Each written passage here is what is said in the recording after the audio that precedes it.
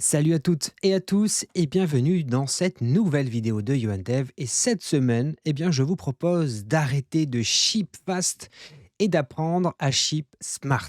Alors, au-delà du titre un peu racoleur, l'idée de cette vidéo, c'est de parcourir ensemble les questions à se poser, les questions essentielles. On ne pourra pas couvrir toutes les questions parce qu'il y en a tellement, les questions à se poser pour savoir si votre application est prête à mettre en prod, ou en tout cas toutes les questions que vous devez logiquement vous poser lorsque vous envisagez de mettre en production une application.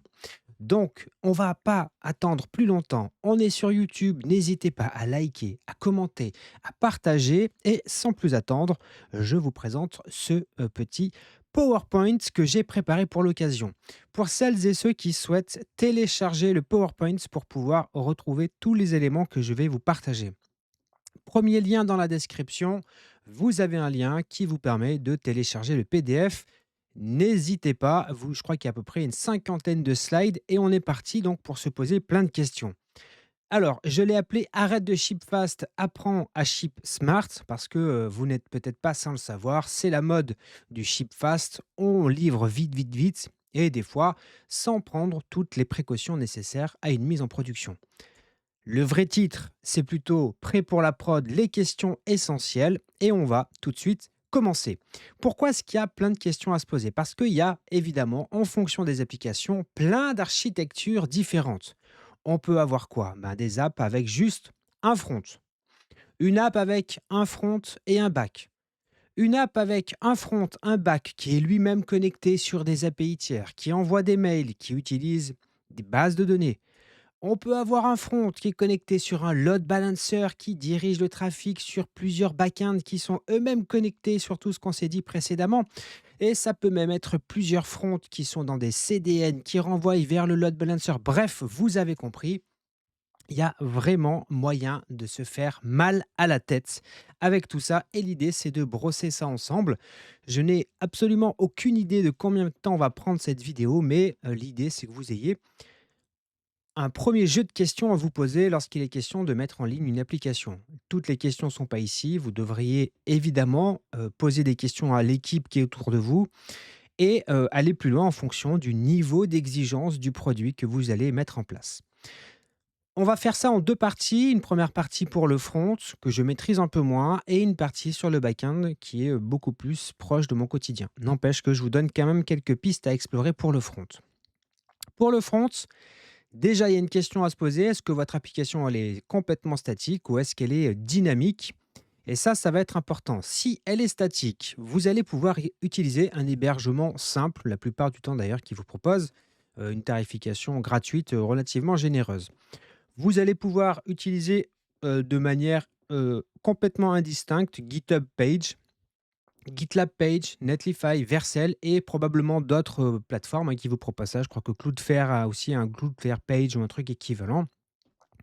Très pratique si vous avez un site complètement statique à déployer. Je pense par exemple à un site avec Astro ou je sais pas, une application, enfin un site de documentation, des choses comme ça. Avec ces outils-là, il n'y aura pas de problème. Ça sera vraiment très simple à utiliser. Si vous avez besoin d'un hébergement dynamique, notamment parce que vous avez une application Next.js avec du SSR, c'est-à-dire du rendu côté serveur, dans ces cas-là, vous allez pouvoir vous retourner vers plusieurs solutions, du Vercel, du Heroku ou du VPS avec quelque chose de plus custom, mais vous allez voir qu'on va reparler des VPS après. Donc, dès le départ, vous devez vous poser cette question-là de comment fonctionne mon application front et de quoi est-ce que j'ai vraiment besoin. Et déjà, cette première question-là, elle vous permet d'orienter tel ou tel hébergeur. Donc ça, c'est vraiment une question qui est fondamentale à se poser. Il faut également se poser les questions de performance et de disponibilité, parce qu'évidemment, entre un blog et une application qui va être visitée par des millions d'utilisateurs, les outils qu'on va mettre en place ne seront pas nécessairement les mêmes. Donc, il faut se poser cette question-là. Si la performance est quelque chose de critique pour votre application, pensez à mettre un CDN, Content Delivery Network. L'idée, c'est en gros de faire en sorte que tous les assets de votre application, les éventuels fichiers JS, les images, les fichiers CSS soient distribués partout sur la planète au plus proche de votre utilisateur. Je grossis le trait à l'extrême. Mais l'idée, c'est de réduire le temps qu'il y a entre, et bien, finalement, le visiteur et l'endroit où il va chercher les fichiers. Vous avez, Cloudflare qui est, vraiment, je pense, le leader dans le domaine, mais il y a plein d'autres solutions qui existent sur le marché. Si ça, c'est un élément important pour votre application, n'hésitez pas à aller checker, les CDN. Il y a également la question de la facilité du déploiement, CI/CD. On n'y pense pas souvent, mais c'est quand même un sujet important. C'est est-ce que cette question de comment déployer votre front est importante? Eh bien, c'est une question que vous devez vous poser. Si vous êtes à la recherche de quelque chose de simple avec quasiment aucun paramétrage, aucune, aucun au masculin, mais moi je le dis au masculin, mais aucun pipeline de déploiement, vous pouvez vous diriger vers Vercel, Netlify, GitHub Page qui, en gros, vous font de la CI/CD intégrée. Vous n'avez pas grand-chose à faire. Vous donnez accès à votre repo et ils se chargent de tout pour faire le reste. Et en gros, à chaque fois que vous allez pêcher sur la branche principale ou sur une branche particulière, le front-end va être automatiquement déployé, buildé, etc., etc. Ça, c'est si vous voulez quelque chose de simple, sans vous prendre la tête et ça peut, dans pas mal de cas, remplir la mission.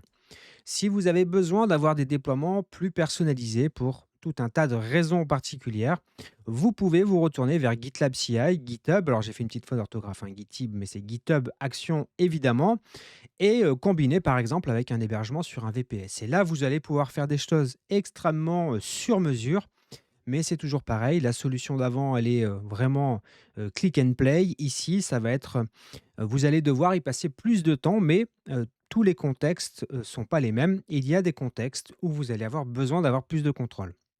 Dans ces cas-là, moi personnellement, j'aime bien utiliser GitLab CI, mais GitHub Action fonctionne très bien également, pour faire des pipelines de déploiement, aux petits oignons. La question de la sécurité et de la certification SSL. Certification SSL, hein, pour ceux qui ont pas exactement, qui ne savent pas exactement ce que c'est le fameux certificat qui est nécessaire pour que vous ayez le petit cadenas et que vous puissiez évidemment utiliser du HTTPS qui est obligatoire en 2024. La question ne se pose même plus. Toujours pareil, hein, si vous avez besoin de la simplicité, les mêmes que tout à l'heure, Vercel, Netlify, GitHub Page, GitLab Page, etc., etc., vous offrent automatiquement des certificats SSL gratuits et automatiques et ils utilisent Let's Encrypt pour le faire. Vous n'avez pas à vous en occuper. Ils le font pour vous. Vous, finalement, la seule chose qui est entre vos mains, c'est le réglage de votre nom de domaine, votre DNS, pour qu'il arrive bien jusqu'à votre espace Vercel, Netlify ou GitHub ou etc. Mais pour ce qui est du certificat, ben, ils vont le gérer pour vous. Vous n'avez pas besoin de vous embêter avec ça.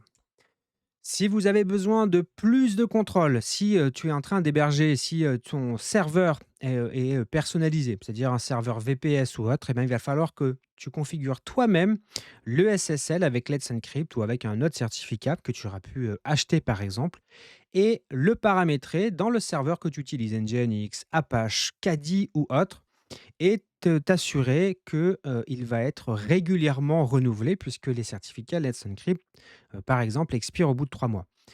Donc si tu as besoin de plus de contrôle ou que tu es sur quelque chose de plus customisé, eh bien, il va falloir que tu fasses un peu plus d'action. Donc d'un côté, la simplicité, de l'autre, plus de contrôle, mais qui dit plus de contrôle dit plus de configuration. C'est toujours un peu la même chose, hein. Il y a d'un côté la simplicité, de l'autre, quand on veut plus de contrôle, eh bien forcément, on a plus d'actions à mener. Mais toujours pareil, ça va dépendre du contexte. Il n'y a pas une solution qui est meilleure que l'autre.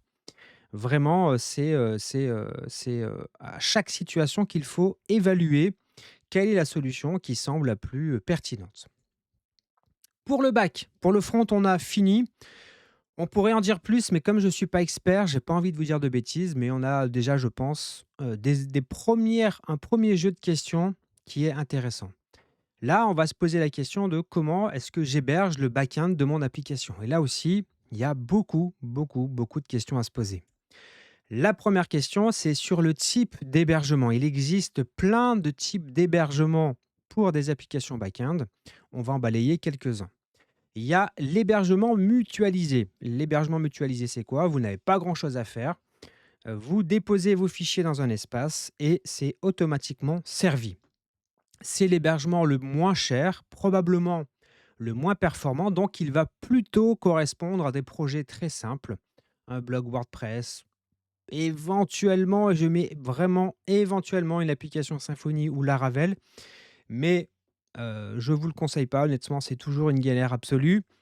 C'est plus facile à configurer parce que grosso modo, bah, vous n'avez rien à configurer, c'est pas cher, hein, vous allez trouver ça pour, allez, je suis sûr que vous pouvez trouver ça à moins de 2 €, 3 €, mais ça va être très limité en ressources. C'est les, fournisseurs qu'on retrouve, le plus fréquemment en Europe, OVH, Hostinger, Ionos et puis il y en a toute une autre, collection. Donc ça, c'est l'hébergement mutualisé, vraiment uniquement pour les projets très simples de back-end avec un front, par exemple pour WordPress ou pour des petites API, mais vraiment, c'est pas quelque chose que je conseillerais dans un univers professionnel. Si vous avez besoin d'avoir quelque chose de plus flexible et de plus, sous votre contrôle, vous pouvez aller sur du VPS, donc un serveur privé virtuel. Ça veut dire que vous allez louer une machine virtuelle, un serveur virtuel qui va vous être dédié et vous allez pouvoir absolument l'administrer de A à Z et donc installer tous les services nécessaires à votre application. PHP, NGINX ou Apache, MySQL. Bref, vous avez un Linux et à vous de le configurer comme vous voulez. Et là, tous les fournisseurs cloud vous proposent ce genre de machine. OVH, Hostinger, Ionos, AWS, Google, bref, n'importe quel fournisseur vous fournit des VPS. Un peu dans la même idée, vous pouvez carrément louer un serveur dédié ou ce qu'on appelle bare metal. Là, cette fois-ci, vous louez un serveur physique entier. Donc là, vous avez vraiment beaucoup de ressources à disposition. Et là, ça va être intéressant si vous avez des énormes projets ou avec des très forts trafics ou que vous avez aussi besoin d'héberger de nombreuses applications. Eh bien là, vous allez pouvoir louer un. L'idéal étant d'en louer plusieurs et de répartir la charge sur les différents serveurs. Là, évidemment, ça va demander encore plus de travail parce que là, vous avez carrément accès à du matériel physique.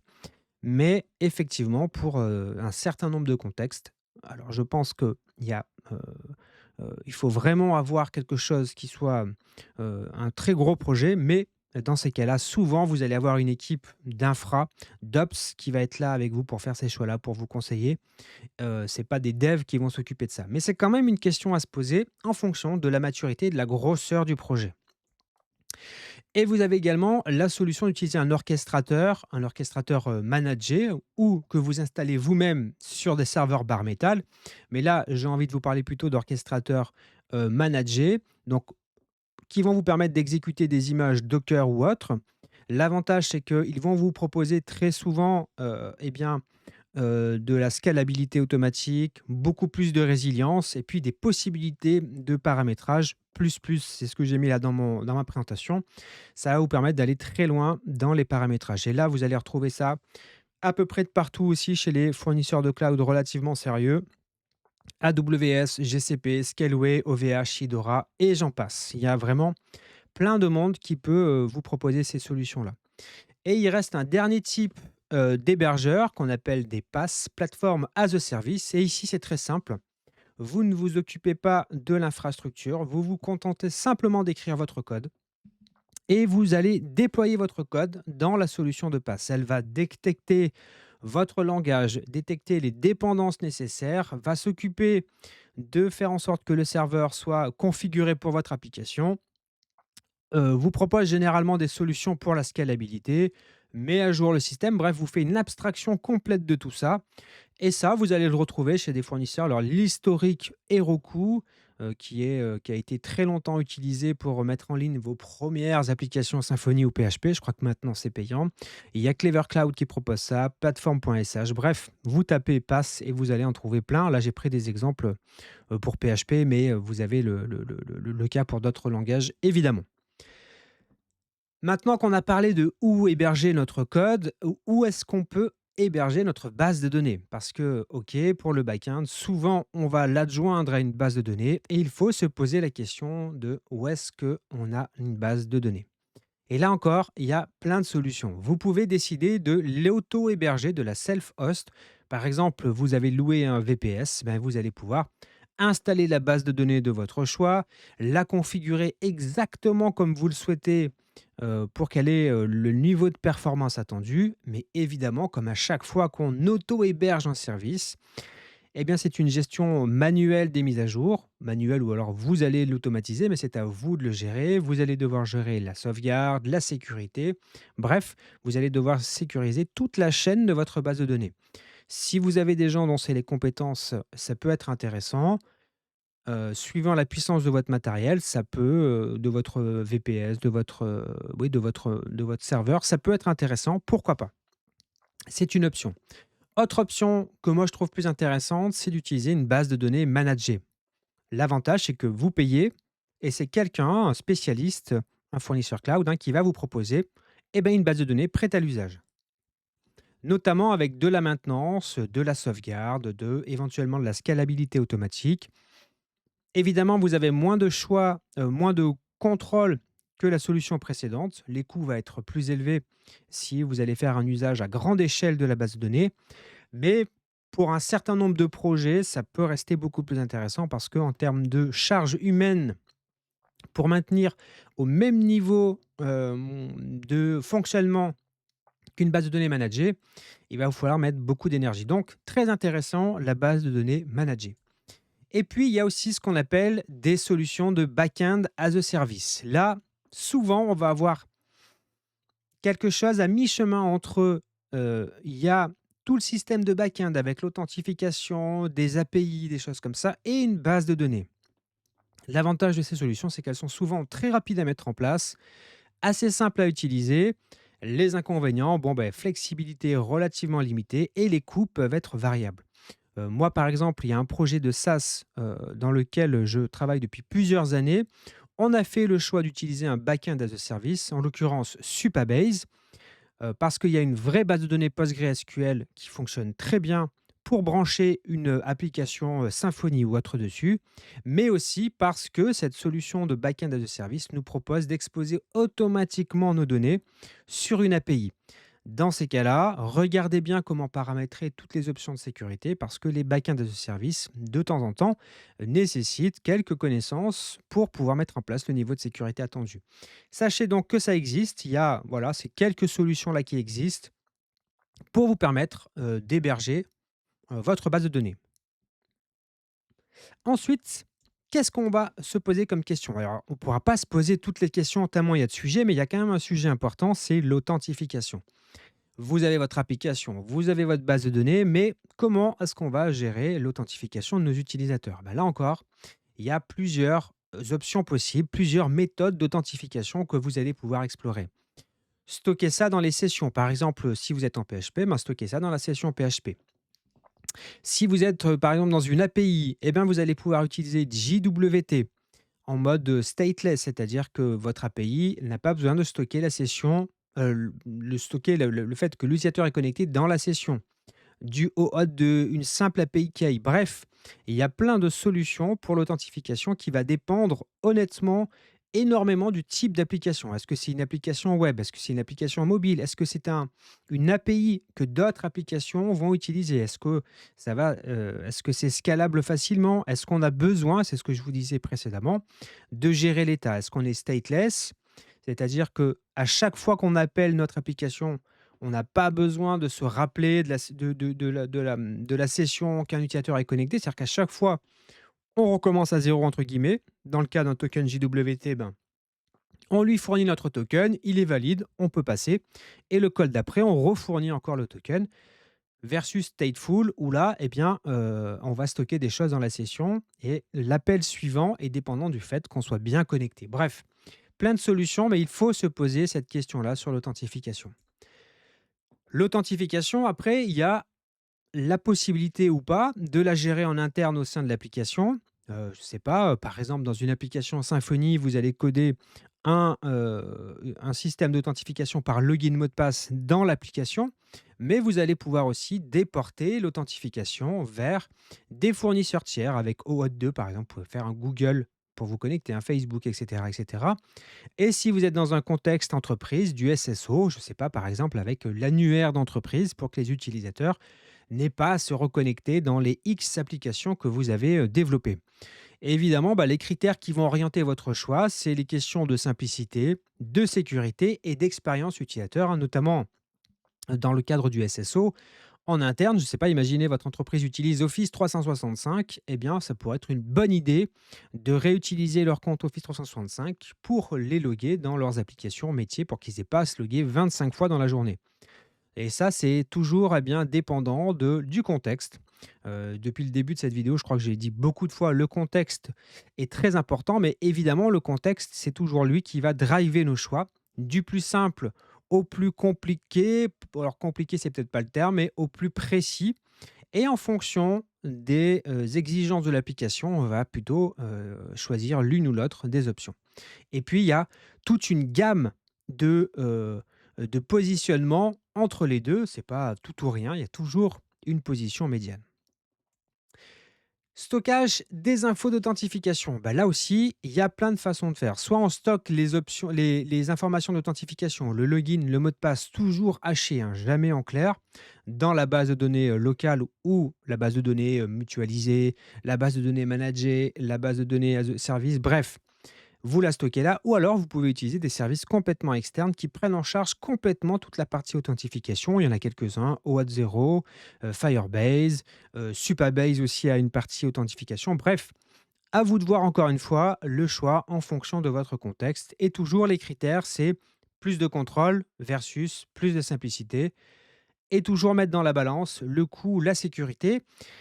Et je ne l'ai pas dit depuis le début, mais j'aurais dû le dire, dès l'introduction, quand on utilise des services externes, toujours faire attention, non, en tout cas quand on fait les choix, à bien penser, là je fais un choix de quelque chose qui est un standard, je ne sais pas, par exemple, j'utilise une base de données PostgreSQL, c'est un standard, même si c'est un fournisseur qui me propose la base de données, demain je suis plus content de ses services, je suis plus content de sa tarification, je prends mes données, je les mets sur une autre base de données Postgres, je peux travailler.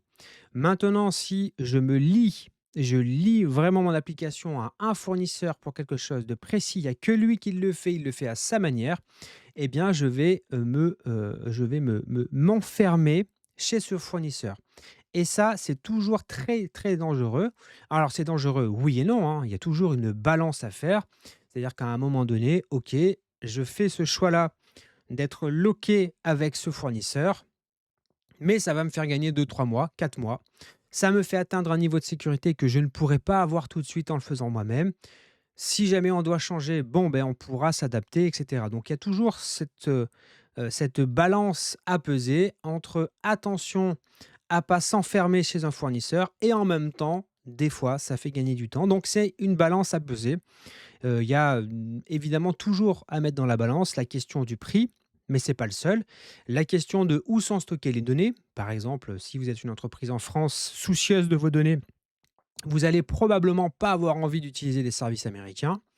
Heu, eh bien, vous allez regarder ces questions-là, elles sont importantes. Bon, bref, le stockage des infos d'authentification, c'est un sujet, c'est une question que vous devez vous poser.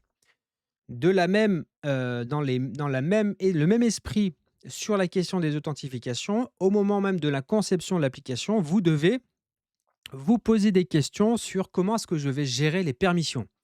Parce que c'est bien beau d'authentifier un utilisateur, il est logué, pas logué, il faut encore comprendre ce qu'il a le droit de faire, ce qu'il a le droit de voir au sein de l'application. Et là, il y a plein de solutions qui existent, hein, la fameuse RBAC, donc le Role Based Access Control, ou le ORBAC, c'est Organisation Based Access Control, donc on base les accès en fonction du position dans un organigramme, ACL, bref, il y a plein de manières d'envisager ça, mais posez-vous cette question-là, c'est très important. Et bien sûr, toujours pareil, hein, les critères, c'est dans un côté, on peut avoir la simplicité d'avoir des rôles, je sais pas, lui, il est à la compta, il peut faire ça, lui, il est à tel service, il est, je sais pas, il est au marketing, et ben, il peut pas faire la même chose.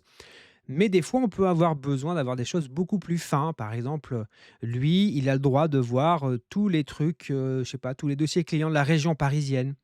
Lui, il a le droit de voir que ce qui est du Grand Est. Lui, que ce qui est bon, vous avez compris l'idée, il y a plein de questions à se poser, mais c'est des questions très importantes de sécurité. Et on ne doit pas rigoler avec ça. Et c'est là, justement, quand j'écrivais cette présentation, je me suis dit: «Quand on ship fast, on peut aller très vite sur ces questions-là» et là, il faut être un peu plus intelligent, je pense et se poser ces questions. Surtout si vous faites des applications à destination de professionnels, vous pouvez pas prendre leurs données à la légère. Vous devez leur accorder, de l'attention, de la sécurité, y mettre vraiment de l'importance. Il y a la question de la scalabilité, du back-end. Alors on l'a vu tout à l'heure un petit peu quand on parlait des serveurs, mais c'est quand même une question qu'on doit encore se reposer. Il y a 2 types de scalabilité. Il y a ce qu'on appelle la scalabilité horizontale ou la scalabilité verticale. Scalabilité verticale, c'est quand on va faire grossir les ressources du serveur. C'est-à-dire qu'en fonction de la demande, on va lui ajouter plus ou moins de CPU et de RAM. Quand il y a beaucoup de sollicitations, on va avoir une machine qui va être beaucoup plus puissante. Et puis quand la sollicitation de l'application va baisser, il va réduire tout d'un coup les performances. Scalabilité horizontale, c'est quand on va avoir encore plus de besoins et on va rajouter des serveurs. Au début, on va avoir un serveur, puis tout d'un coup, on va, je sais pas, avoir beaucoup plus de visites. On va dupliquer, on va mettre un, 2, 3, 10, 20 serveurs côte à côte.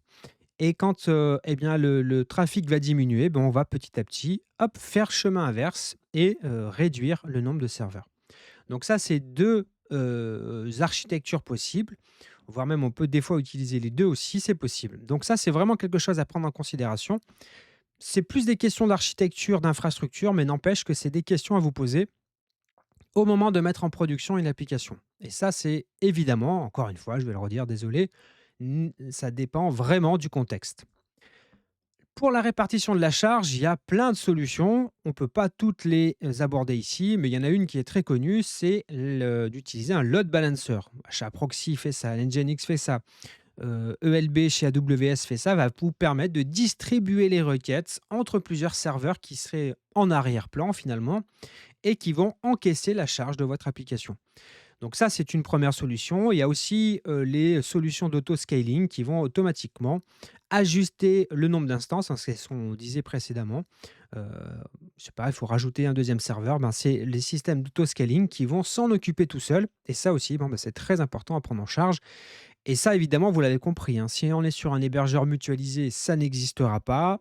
Si vous êtes sur des VPS, eh ben, vous allez devoir mettre en place toute cette intelligence. Bon courage, ça va demander beaucoup de travail. Donc là, généralement, hein, pour ces solutions-là, on va plutôt utiliser, en tout cas moi, c'est mon conseil. Ou alors, vous avez des équipes en interne qui sont spécialisées là-dedans, mais ne vous improvisez pas là-dessus. Un, ça va vous coûter beaucoup trop cher à le faire vous-même si c'est pas votre métier. Et deux, vous risquez de faire eh bien, des bêtises, tout simplement. Donc, soit vous avez des gens dont c'est le métier et let's go, ils vont vous mettre en place tous ces outils-là. Si ce n'est pas le cas, prenez des solutions disponibles sur le marché. Il y en a suffisamment à disposition. Vous allez gagner du temps. Après, si demain ça vous coûte trop cher, ben là, il faudra peut-être effectivement envisager de réinternaliser ça, mais avec des gens qui ont les compétences. Donc ça, c'est à prendre aussi en considération comme d'habitude. Pour gérer les sessions, donc tout à l'heure, vous rappelez, on a parlé de ces histoires de sessions.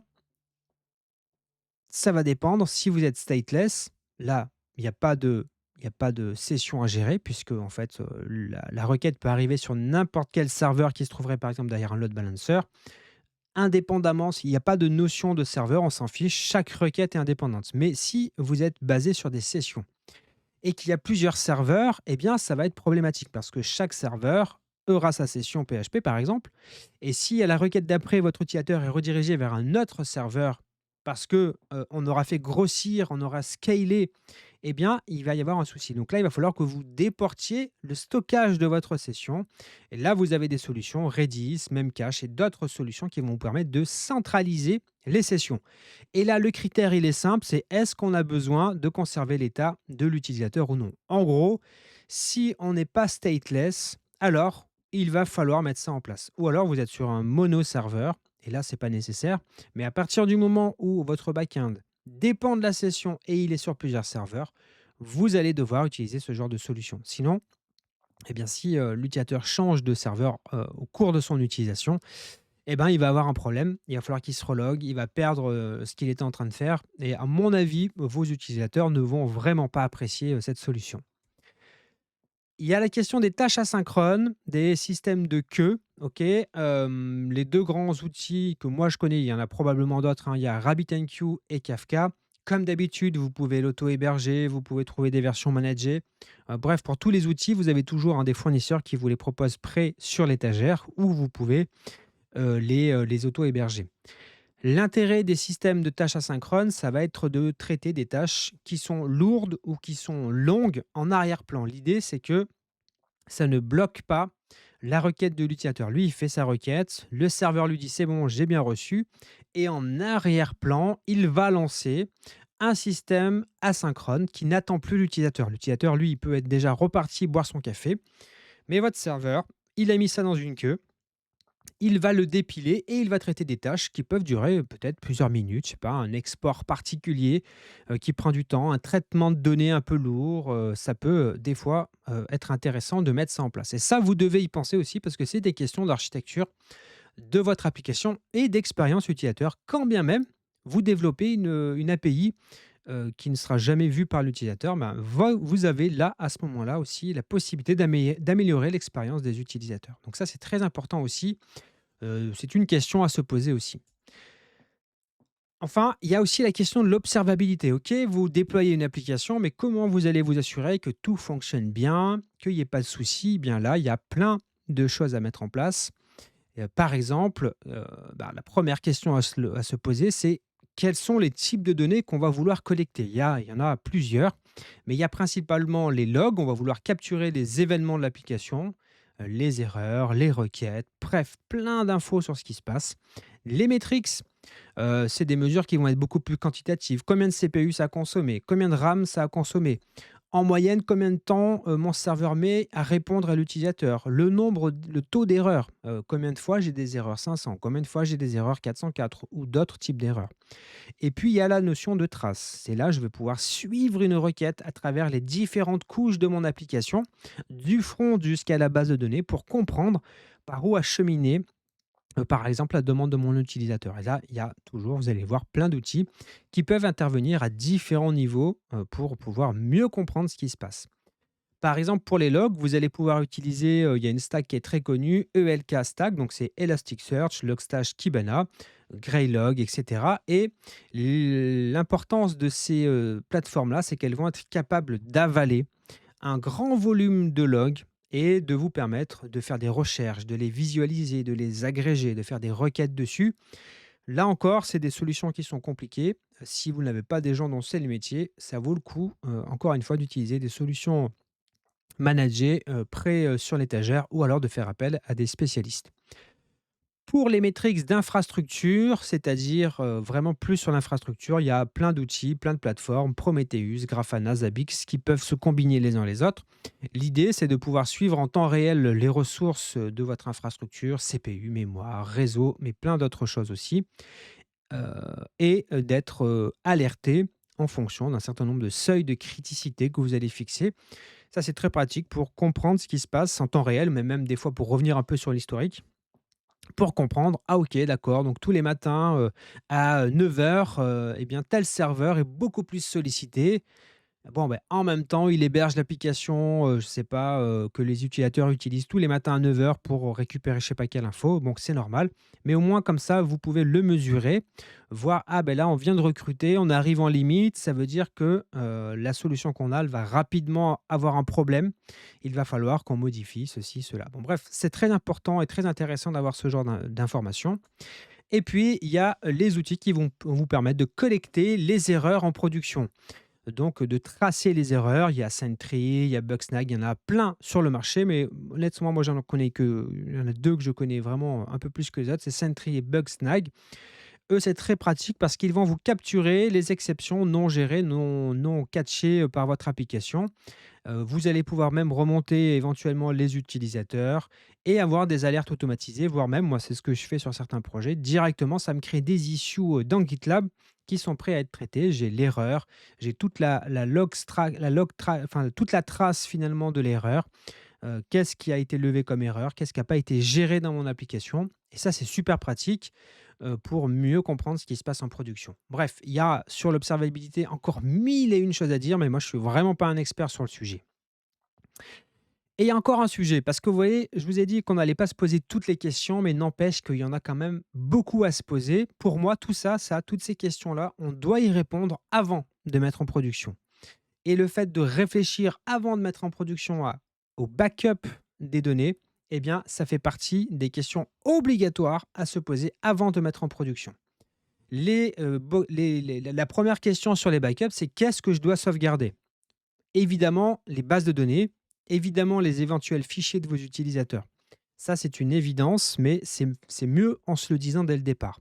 Pour les bases de données et pour les fichiers, il y a plein de façons de les sauvegarder, mais vous pouvez regarder du côté sauvegarde complète, sauvegarde incrémentale. En fonction de la base de données que vous utilisez, il y a plus ou moins différentes façons de sauvegarder. Pareil pour les fichiers. Qu'est-ce qu'on sauvegarde? Les fichiers uploadés, les fichiers de configuration, les assets, bref. Tout ça, c'est très important et ce qui va être très important, c'est d'identifier les données qui vont vous être obligatoires le jour où vous allez avoir un incident et vous allez devoir tout reconstruire. Eh bien, il faut que vous soyez certain de tout avoir sous la main parce que sinon, vous serez dans l'incapacité ou en tout cas l'incapacité à court terme de reconstruire votre application avec les données de vos utilisateurs. Et là, bah, ça peut vous coûter très cher. Donc, la sauvegarde, très important.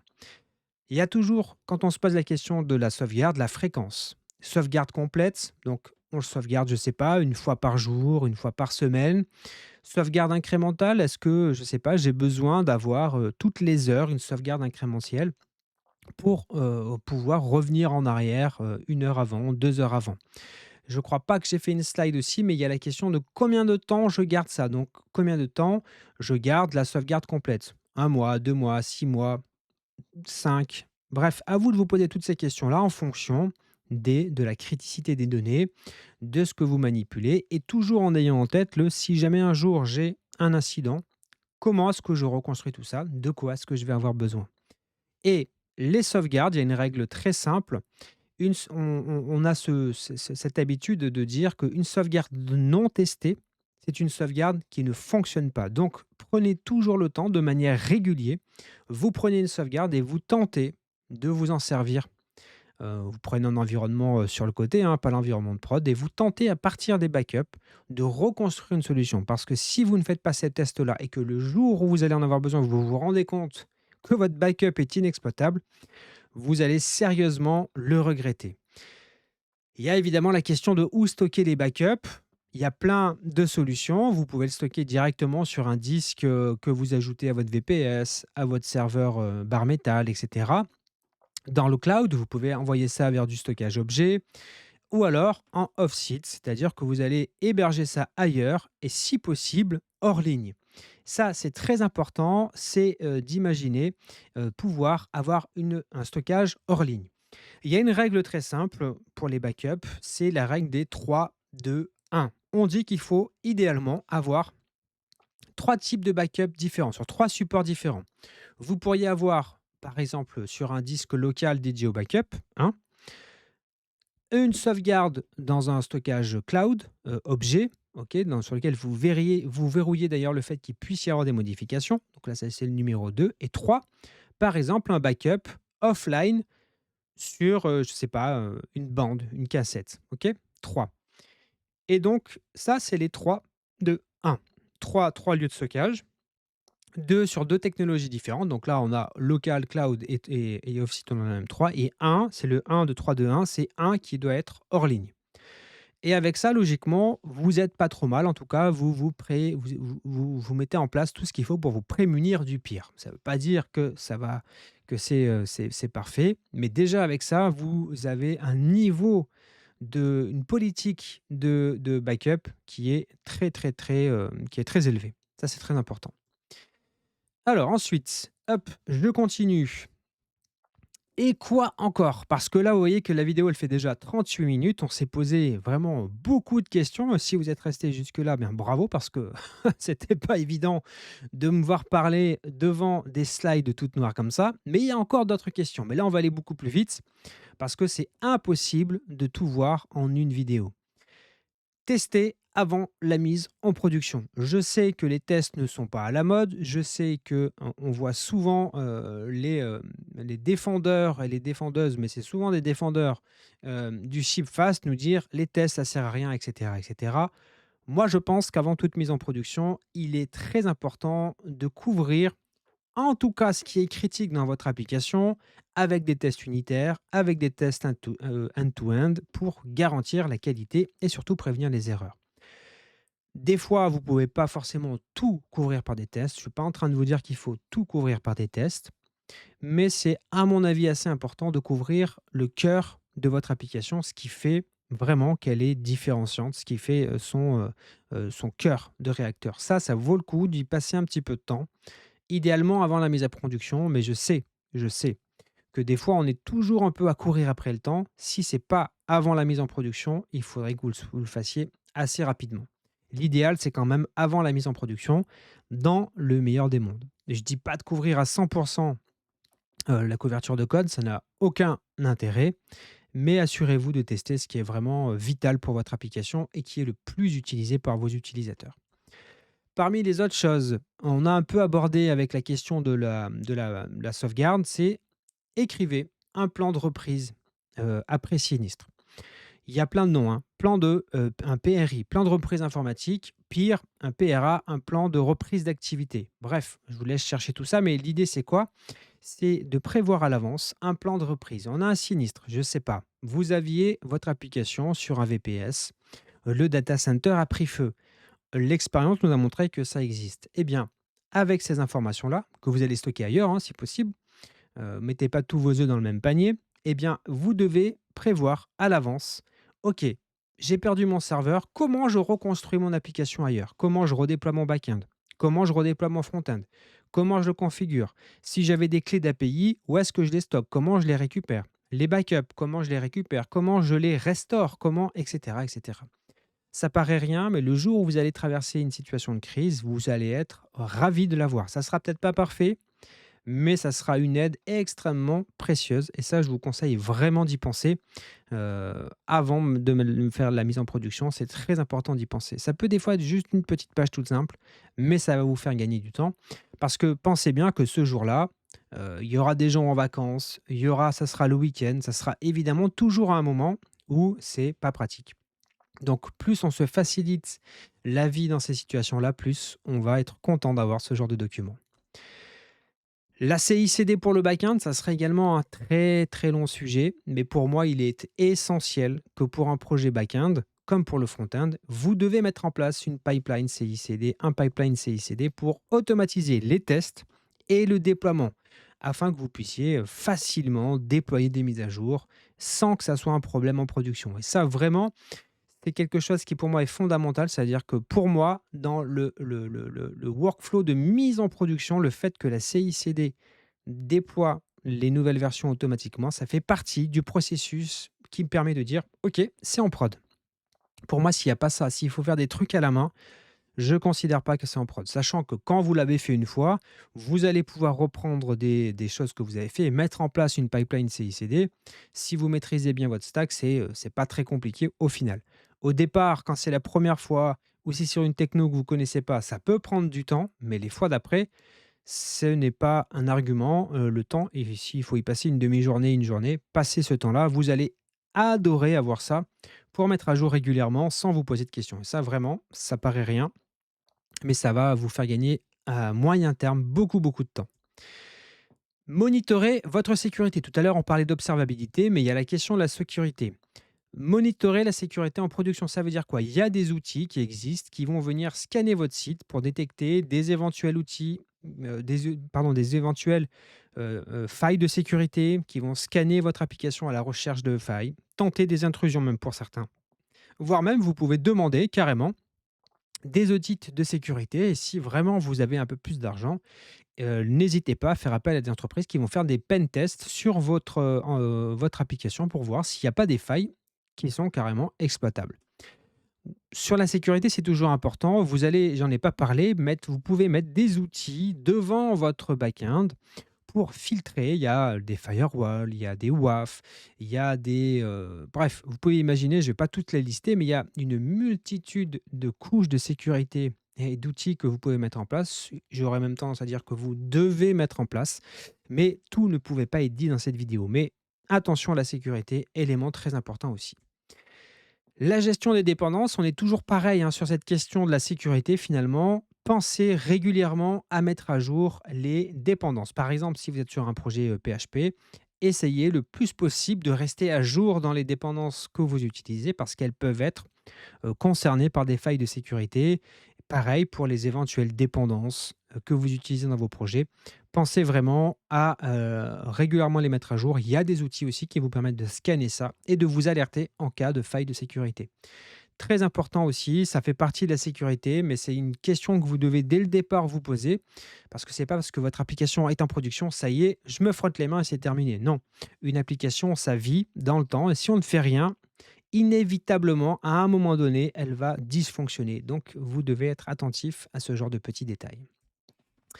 Bref, on en arrive à cette conclusion et ShipFast, finalement, c'est quoi? C'est comme si on traversait l'autoroute en se fermant les yeux, en se disant ça passe ou ça casse. Et je pense que sur Twitter, on voit ceux pour qui ça passe et on voit moins ceux pour qui ça casse. Alors que si vous prenez le temps de bien réfléchir à votre déploiement avec les questions que j'ai évoquées ici, puis toutes les autres qu'il faudra vous poser. Vous planifiez ça bien, vous réfléchissez bien aux petits détails importants. Ça va vous permettre d'arriver à destination sans dommage et surtout de durer longtemps, longtemps, longtemps, et de faire en sorte que votre application soit fonctionnelle le plus longtemps possible. Voilà, il y avait encore mille et une questions qu'on pouvait se poser, avant finalement de mettre en production une application. Je remercie, celles et ceux de la communauté, notamment sur Twitter. J'avais fait un appel à participation il y a quelques semaines pour me donner ce qui était pour vous les points importants, les questions importantes à se poser avant de mettre en production. J'ai pioché dans vos idées, puis j'ai pioché aussi, dans mes expériences professionnelles. Évidemment, on ne pouvait pas tout traiter aujourd'hui. La vidéo dure quand même déjà 45 minutes et on s'est posé beaucoup de questions. Et vraiment, je vous invite à prendre le temps vraiment de poser ces questions-là. Je vous le redis, si vous voulez retrouver le support qui a servi à cette vidéo, il y a le premier lien dans la description qui vous permettra de télécharger le PDF. Ça peut être une première base, évidemment à compléter, à améliorer, à contextualiser. Mais je pense que déjà là, vous avez déjà un bon jeu de questions hyper importantes pour que votre mise en production soit le plus safe possible. Si cette vidéo vous a plu, n'hésitez pas à liker, commenter, partager. N'hésitez pas aussi à nous faire vos retours d'expérience dans les commentaires sur vos mises en production. Comment est-ce que vous vous y êtes pris? Est-ce que c'était complètement à l'arrache ou au contraire extrêmement cadré? Est-ce que c'était entre les deux? N'oubliez pas, la vraie vie est toujours un entre-deux, quelque chose de modéré, jamais les extrêmes comme on voit sur Twitter, ship fast ou alors non, il faut absolument tout tester. Non, la vraie vie est probablement toujours un peu au milieu. Merci à toutes et à tous et je vous donne rendez-vous la semaine prochaine pour une nouvelle vidéo. Salut!